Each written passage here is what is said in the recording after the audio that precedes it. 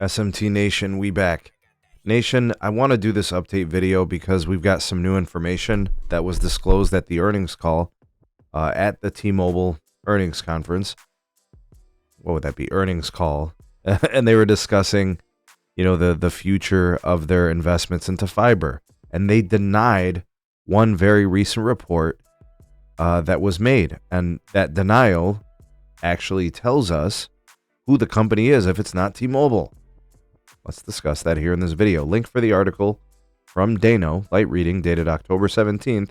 From that original story, I'll put that for you guys in the description. Also in the description, ways to support the SMT to show your appreciation for all the content here on the channel.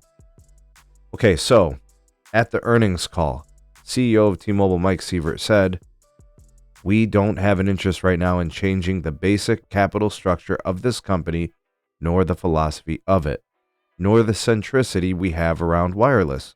So we're looking for ways that we can, over the next couple of years, continue to learn, continue to expand, bring our brand of fiber through partnerships, through capital-light methods, investments, collaborations, those kinds of things." Folks, he admitted they are not the company that was rumored to be teaming with Jana Partners. Jana Partners is looking to buy Frontier Fiber. Now, Frontier also has DSL and copper and stuff like that, but financial analysts at Wells Fargo were indicating that they believe that the company that would be tag teaming with Jana was T-Mobile. At that time of that report, I didn't believe it. I didn't think that this claim had credence. I didn't think it was right. It's not that it wasn't impossible or improbable. I just didn't believe that it was T-Mobile making the play. Frontier, folks, is a big company with a lot of fiber. That would take a very large investment in order to buy all of those assets, including the customers, the fiber miles, everything. T-Mobile would have been a bit investor into that company. They simply do not have the capital to be a major investor into that stake. Now, Jana would obviously be fronting a big portion of that purchase for Frontier, but T-Mobile is new to free cash flow. There's no way they could have done this. And the cost to borrow money right now is very expensive. The rates are very high. They're like the highest it's ever been in my lifetime, I think. And, it's crazy. So it didn't make sense. And T-Mobile literally said, we want to do everything capital light. There's nothing capital light about buying Frontier, who's basically got to be like a top five fiber miles run in the country. How the hell was it going to be T-Mobile? Didn't even make any sense. But I'm here to tell you guys, I know who it is. Okay, I don't know 100%, but I think I know who it is. I think it's AT&T. I think that's the only thing that makes sense. It's not Verizon. Verizon builds their own fiber through their One Fiber program. They have their own fiber product in Fios.